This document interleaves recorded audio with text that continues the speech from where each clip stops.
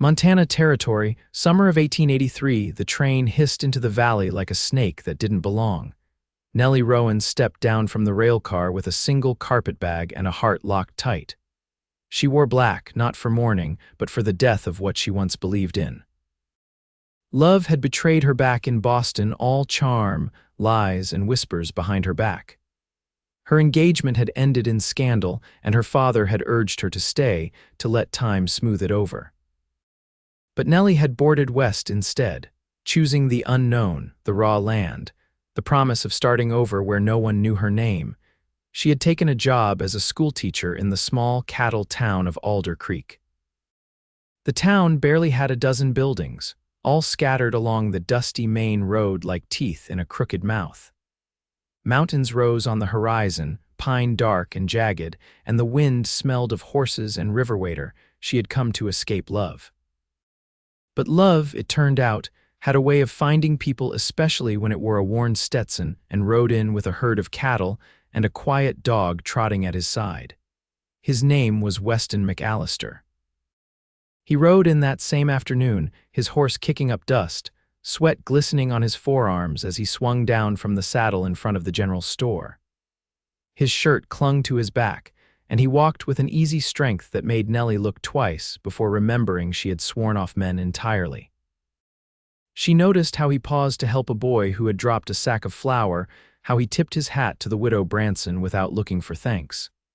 He did not glance her way, that should have been the end of it. A passing cowboy, nothing to it, but fate is stubborn. The next morning, the schoolhouse key jammed in the door. Nellie struggled with it, her fingers raw from the cold metal. The latch would not budge. "You need to lift it a little as you turn," came a voice behind her. She turned. Weston stood there, a paper-wrapped bundle in his hand. "I brought the slate boards you asked for," he added, holding them out. "I do not know you," she said flatly. "I know," he replied, "but my sister-in-law is on the school board. She said you might need help." Her fingers brushed his as she took the bundle, too warm, too steady. "I do not need help," she said, his mouth twitched. "Looks like you need a locksmith at least. I can manage." He tipped his hat. "I believe you." She did not thank him. She did not watch him leave. But she thought about his hands later that night, and how he had not looked at her the way Boston men used to, as if weighing her worth like silver on a scale. A week passed. Then two. Weston kept showing up, not often, not enough to crowd her, but always when she needed something fixed or lifted or fetched. He never asked questions, never lingered. But the silence between them started to change. It softened. One afternoon, she found herself watching him hitch a fence rail outside the schoolyard. The children had gone home early after a storm. The air smelled like wet earth. "Why are you always helping me?" she asked from the steps. He wiped sweat from his brow with a bandana. "Because you look like someone who does not ask for help even when she needs it." She should have been angry. She was not. Instead, she said, "I came west to escape love." He nodded slowly. "I came west because I lost it." That caught her off guard. "She died," he added. "My wife. 6 years ago, fever took her and our baby girl." Her chest ached. "I did not lose love. I just found out it was never real." He looked at her, then really looked. "Maybe you just gave it to the wrong man." She stood up. "I do not want this." "I am not offering anything," he said gently. "Just fixing a fence." But the look he gave her said more. It said he understood. That he was not here to chase her, only to stand near enough in case she ever turned around. She did not turn, not yet, but she stopped locking the schoolhouse door when he helped with repairs. She let him walk her home once after a late storm. She listened when he talked about the land, the cattle, the way the river near his ranch froze in winter. One evening, 3 weeks after she arrived, a boy named David came into town, barefoot and crying. He had a swollen eye and a deep cut on his cheek. Nellie ran to him from the schoolhouse. "David, what happened?" "My ma left," he sobbed. "She said she was going to get food yesterday. She never came back." He was only 7. Weston appeared beside them. "Where do you live, son?" David pointed toward the hills. "Cabin near Willow Creek." "That is a day's ride," Weston said quietly. "I will go," Nellie said. "You will not," Weston said. "I will stay with the boy." She wanted to argue, but something in his voice stopped her. He returned in the middle of the night, shirt torn and blood on his knuckles. He had found the mother drunk and passed out in an abandoned shack. She had not even remembered her son's name. "She will not be coming back," Weston said. "Not in any way that matters." Nellie looked at him. "And the boy, he can stay with me. You live alone." "I do not anymore." She stared at him, her throat tightening. "Why would you do that?" "Because someone stayed with me once," he said. "After I lost everything," she nodded, unable to speak. David slept in her lap that night in the schoolhouse, Weston sitting nearby, watching the door. In the days that followed, the boy started following Weston everywhere, to the livery, the feed store, the hayfields. He called him Pa once by mistake. Weston did not correct him. And Nellie, who had come west to escape the ache of love, found herself watching them both from the porch with her hands folded and her heart slowly opening, like a door left ajar on a warm day. She still told herself she was not ready, but she had stopped thinking about Boston. And when Weston walked her home that Friday night, he paused at her gate. "You are not the same woman who stepped off that train." "No," she whispered. She was running. And now she looked at him. "Now I am just standing still, trying to breathe," he nodded. "Well, if you ever decide to walk forward, I will be right here." She did not kiss him, but she wanted to, and that was the beginning. The first snow came early that year, dusting Alder Creek in pale silence.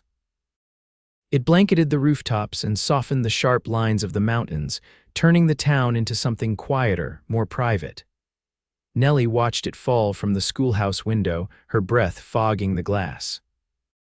Behind her, the children copied arithmetic problems in careful chalk script, their small voices hushed by the weather. David sat in the front row now, cleaner than he'd been when he arrived and less jumpy, though he still glanced toward the door when the wind howled. She'd started packing him a biscuit and apple each morning, slipping them into his coat pocket before he left with Weston. He never said thank you, but he always looked at her with something like trust, and she found herself caring more than she meant to. That afternoon, Weston returned with a cracked boot heel and a bruised shoulder. A cow had spooked on the riverbank, and the two of them had gone into the water. He said it dryly, as if it were a matter of weather, not pain. "You should rest," Nellie said, pressing a warm cloth against his temple. "I've rested long as I could," he answered, wincing. "They don't brand themselves." She dipped the cloth again. "You could let someone else ride the fence line for once." His eyes flicked to hers. "I don't like handing off what's mine to look after." She steadied her hands. "Is that what I am now, a responsibility?" "No," he said. "That's why I stay on the other side of the gate." She didn't answer. Outside, the wind pushed snow against the windows, the sound like dry leaves scraping across glass. He shifted on the bench. "You ever think of leaving?" She folded the cloth. "You mean Alder Creek?" "I mean the West, going back east. You don't talk about what you left behind, but I know the look of someone who's still deciding if they should have stayed gone." She watched the steam rise from the basin. "Boston doesn't want me back any more than I want it. People remember things too long there," he nodded. "Out here, folks only remember if you owe them money or you've done something kind." She gave a small huff. "I'm not sure which one I've done yet. You taught a boy who couldn't read how to spell his name. You held a girl's hand when she got her first nosebleed and thought she was dying. People notice." She turned back to him. "I suppose you noticed." "I notice everything about you," he said, quiet and sure. Nellie stood too fast. "You should get home. You're shivering." "David's staying with your neighbor tonight. He wanted to help her with her chickens." She blinked. "You left him there alone. She's got 4 daughters and more pie than sense. He's safer there than with me." "Still," she said, her voice thinner now, "you should go." He rose, slow from the ache in his shoulder. He didn't touch her, didn't reach. "I'll see you at the church social," he said. "I wasn't planning to go." "You should." "Why?" "Because you'll want to remember what it feels like when someone looks at you like you're worth choosing, not just once, but every day." She didn't answer. He didn't wait for one. When she opened the door for him, the cold hit her face like a slap. He pulled his coat tighter and stepped into the white evening, his boots crunching softly. The next morning, she let the children braid her hair at recess. A girl named Ruth said it looked prettier down. Nellie didn't argue. She let them finish plaiting it and didn't pull it back up when the bell rang. On Sunday, she stood outside the church steps, her gloves in her hands. "I wasn't sure you'd come," Weston said, stepping beside her. I wasn't either. He held out an arm. Shall we? She took it, not because she had to, but because she wanted to. Inside, the church smelled of pine and old hymnals. The benches were full. She felt eyes on her, but none of them mattered not when Weston guided her to the row where David sat between two girls who kept handing him molasses taffy. After the sermon, they gathered outside where the women served cider and the men talked about fence lines and foxes. Weston didn't speak much. He stood near her, his presence steady, and when she laughed at something David said, Weston turned slightly, like he wanted to memorize the sound. Later, when the crowd thinned and the sun dipped low behind the hills, Weston walked her back toward the schoolhouse. Snow crunched beneath their boots and wood smoke curled from the stovepipes. You're strong, he said, but you don't always have to be. She looked at him. What if I don't know how to be anything else? Then we'll figure it out slow, together, her breath caught in her throat. You talk like you've already decided. I did long ago. She stopped walking. He did too. I'm still learning how to trust, she said. I'll be patient. She stepped closer. Don't wait too long. I won't. He didn't kiss her then, but when he took her hand, she didn't pull away. And as they walked toward the schoolhouse, the wind softened, and the sky cleared just wide enough for the stars to show. The last of November settled over Alder Creek with a hush, the days narrowing into thin bands of light between long, frost-beaten nights. Nellie had taken to keeping the schoolhouse stove burning into dusk, not for warmth alone but for the quiet hours it gave her when the children had gone and the dark set in gentle as a quilt. One such evening, Weston knocked on the open door, his hat in his hands and his coat dusted in snow that hadn't yet melted. I passed the livery, he said. Jeb mentioned he saw you walking alone past sundown. I needed the quiet. He stepped inside, his boots muffled on the thick, worn rug. You always carry silence like it's something sacred. She didn't look up from the small desk she was clearing. There's comfort in things that don't ask anything back. I don't aim to ask, he said, setting his hat on the edge of the stove, only to offer. She turned, slow. Offer what? Company. A place at my table when the wind howls too loud, something steadier than memory. Her hands stilled, resting on the edge of the desk. You speak like someone who's already sure. I've known what I wanted since I saw you pick up that boy without flinching. Nellie's mouth pressed into a line. I didn't climb out of one fire just to walk into another. I'm not fire, he said. I'm the ground beneath it. She looked at him then, not with fear, but with the raw ache of someone who has tried hard not to want anything too badly. I'm not ready, she said. I know, he answered, but you came here to build a life. Maybe I just want to be part of it. She stepped past him, pulled her shawl tight, and looked out at the snow falling in slow spirals. There's a girl in the school whose father drinks too much, she said. She hides her bruises under her sleeves. I asked the council to speak with him, but they say it's not their place. Then it's mine, Weston said. She turned to him. That's not what I meant. You don't have to mean it, he said. Sometimes a man just hears what needs doing. She crossed the room, her steps sure. If you go over there with fists, it'll just make things worse. I wasn't planning to use fists. Then what? Sometimes just standing in a doorway is enough. She watched him, something fragile shifting behind her eyes. You don't scare easy. I used to, then I lost what mattered most. After that, there's less to fear. She walked to the stove, fed in another piece of wood. Her fingers lingered near the iron grate, warming. David asked me today if he could stay with me when he's older, she said. Weston stood quiet. I didn't know what to say, she added. He's not mine. He could be, Weston said, not by blood, but by choosing. She didn't speak for a long moment, then, her voice low, I don't know how to be part of a family anymore. You don't have to know, he said. You just have to want to try. She turned toward him, the firelight casting her face in gold and shadow, and you'd be there through all of it. I've never said a thing I didn't mean. There was no space left for silence. She crossed the room and stopped a breath away from him. I'm terrified, she whispered. I'm not, he said. Not with you. Outside, the wind picked up, rattling the schoolhouse door. Inside, she reached for his hand, not because she was ready, but because she wanted to be. He laced his fingers with hers, slow and firm, like someone tying two halves of something that had been torn.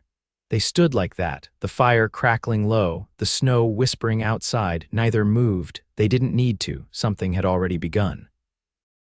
The wind shifted again in December, colder now, with a sharpness that cut through wool and leather alike. Weston's ranch sat at the eastern edge of the valley, where the land opened wide into snow-laced pasture and the cottonwoods stood bone bare against the sky. Nellie had never been inside his house before. She hadn't planned on changing that until David caught a fever that left his cheeks hot and his words slurred. "He needs to stay warm," Weston said, brushing damp hair from the boy's forehead. "The stove in the bunkhouse won't hold through the night." "I'll come," Nellie answered, already wrapping her shawl around her shoulders. "He'll need broth, ginger root if you have it." They rode double on Weston's horse, David wrapped in a thick quilt between them. The trail was quiet, save for the horse's breathing and the creak of saddle leather. Snow fell in fine, steady flakes. Weston's house had 2 rooms and smelled faintly of pine pitch and something roasted rabbit, maybe. The air inside was dry and warm. He had already cleared a space near the hearth, laid out thick quilts, and pulled the rocking chair close. Nellie crouched beside David, checking his pulse, then unwrapped a jar of dried herbs from her bag. Weston poured boiling water into a chipped tin basin without being asked. "Where did you learn all this?" he asked, kneeling beside her. "My mother kept a ledger of remedies," Nellie said, crushing the leaves with the back of a spoon. She believed a woman should know how to heal what she couldn't prevent. He didn't speak for a moment. "Then you ever think about having children of your own?" She looked up sharply. "Not asking," he added, "just wondering if you had." "I used to," she said, "before Boston made me feel like something broken." Weston's gaze didn't shift. "You're not broken. You just learned where not to set your roots." She turned back to David. "He's sleeping easier." "Then sit," Weston said, motioning to the chair. "I'll take the first watch." She hesitated, then lowered herself into the rocker. Her hands rested in her lap, still smelling of mint and vinegar. "Your house," she said quietly. "It's clean." "I don't like mess," he said, "and I don't like sleeping beside regret." She watched him tuck another quilt over David's legs. "You live like someone who's been waiting." He didn't look up. "Maybe I was." "What for?" "A reason to believe again." Nellie's throat tightened, but she didn't answer. The fire crackled, throwing light across the floorboards. There were small things she hadn't expected. A horseshoe above the lintel, a carved pipe resting in the windowsill, a worn Bible with a pressed feather tucked between its pages. A man's house said more than his words ever could. David stirred in his sleep. Weston reached out without thinking, brushing the boy's brow with the back of his hand. "He trusts you," Nellie said. "I'm not sure I deserve that. You don't have to, you just have to keep showing up." They sat without speaking for a while. Outside, the snow fell heavier. The wind hit the windows and slipped under the door in breathy drafts. Weston rose, added another log to the stove. "You should sleep while you can," he said. "I'll wake you at first light." Nellie leaned her head back against the chair. "You ever think we're meant to find certain people, no matter what we're running from?" "I think some people find each other because they're done running." She closed her eyes. "I want to believe that." He didn't answer. But when she opened her eyes a little later, she saw him sitting on the floor beside David, his back against the wall, eyes half closed. There was something in the way he sat, not guarded, not waiting, just there, solid as earth. She watched him until her own eyes drifted shut. By morning, David's fever had broken. Weston had made coffee so strong it nearly bit, and Nellie didn't complain when he handed her a cup. "He'll be fine," she said, brushing crumbs from the table after David finished the last of a biscuit. "A few days of rest and he'll be back to chasing chickens." "I was thinking," Weston said, "he shouldn't have to go back to that neighbor's place." "Why not? Because he belongs here." She looked at him. "You mean with you?" "I mean with us." Nellie didn't move. Her heart beat faster, but not in fear. "He needs steadiness," Weston said, "and I can give it, but I can't give him what you can." She stood from the table slowly. "And what's that?" "Softness," he said. "Gentleness without weakness. A way of seeing people that makes them want to be better." She crossed the room. "You're not asking me to stay." "No," he said. I'm asking if this feels like home. Nellie looked around, at the boy now curled in a patch of sunlight, at the man who had offered no promises, only presence. She reached out, took Weston's hand. It does, he didn't speak. Just pulled her gently toward him, resting his forehead against hers, and for the first time in years she didn't feel like she had escaped anything. She felt like she had arrived. By late January, the roads had hardened into rutted tracks of ice, and the forest beyond Weston's ranch lay still beneath a sky the color of pewter. Nellie had moved into the house the week after David's fever broke. There had been no ceremony, no grand declarations, just her trunk set quietly at the foot of Weston's bed and her bonnet hung on the same peg as his coat. He'd cleared space for her without asking, and she'd filled it without hesitation. They lived in the rhythm of people who had known sorrow and chosen steadiness instead. She rose early to heat water and sift flour, humming under her breath as she worked. Weston split wood before sunrise, then thawed the pump with coals and fed the livestock without complaint. David followed him everywhere, dragging a wooden cart he'd carved from scrap. He still had nightmares some nights, but now he had two people to wake him and hold him until they passed. That morning, Weston returned from the south pasture with frost clinging to his lashes and a letter folded in his coat pocket. He laid it on the table beside Nellie's tea without a word, then rubbed his hands by the stove. She read it with her lips pressed thin. It's from the county magistrate. They're reviewing David's placement. His mother's cousin in Helena's filed a claim. Weston didn't move. He hasn't seen her in 2 years. They might not care, her voice was low. They will if they come here and see how he's living now. She folded the letter precisely into squares and tucked it beneath the bread tin. They expect us to bring him in next week for a hearing. I'll go, Weston said. We'll go, Nellie corrected. He nodded. Later, while David napped under a quilt stitched with old feed sacks, Weston joined Nellie outside where she was hanging washed linens between 2 fir poles. The snow had crusted over, and their boots left clean breaks in its surface. You ever think about what it means being here? He asked, helping her lift the last sheet onto the line. I think about it every morning, she said. That I don't shrink when I wake up anymore. He reached for the clothespin, his fingers brushing hers. You filled this place. You built it. I built it for ghosts, he said. You made it breathe. Nellie tucked a loose strand of hair behind her ear. There's something I've been meaning to say. He waited. I wrote my sister back east. Told her I wasn't coming home. You were already home. She smiled, but it was soft, like she hadn't quite expected to feel it bloom.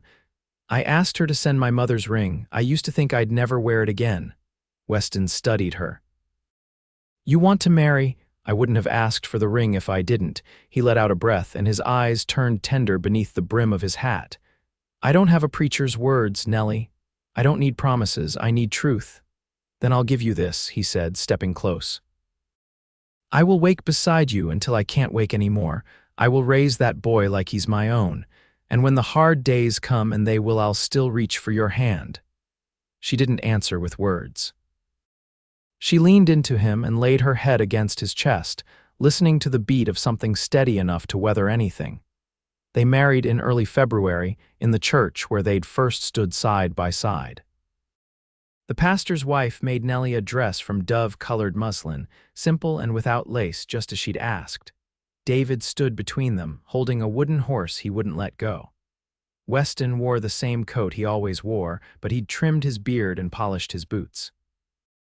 After the short blessing, the town gathered in the hall beside the schoolhouse.